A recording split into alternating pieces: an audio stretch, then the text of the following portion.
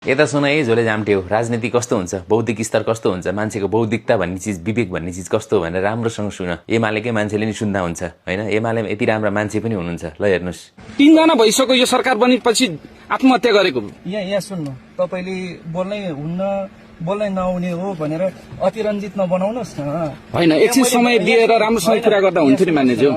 यहाँ सुन्नुहोस्, यस्तो संवेदनशील विषयलाई हामीले राजनीतिकरण गर्नु हुँदैन कि एउटा कुरा है। जनताको मुद्दा राख्दा कसरी राजनीतिकरण हुन्छ? तपाई जस्तो जनताको माननीयले त कुरा राख्ने हो नि।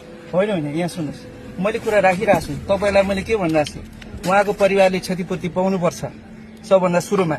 अर्को कुरा भनेको यसलाई सत्य तथ्य छानबिन गर्नुपर्छ।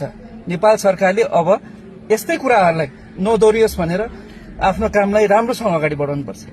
यो बाहेक अरू कुनै पनि कुरा गर्न सकिँदैन होला नि त। कस्तो खालको न्याय पाउनुपर्छ पीडितको परिवारले?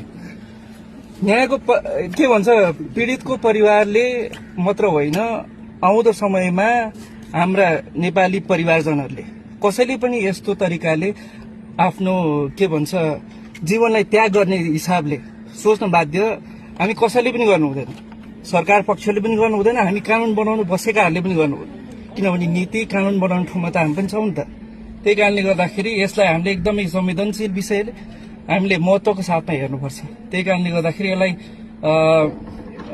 संवेदनशील विषय भएको कारणले गर्दाखेरि तपाईहरूले पनि प्रश्न सोध्ने बेलामा, आफ्नो धारणा राख्ने बेलामा यसलाई एकदमै सोचेर राख्नुपर्छ।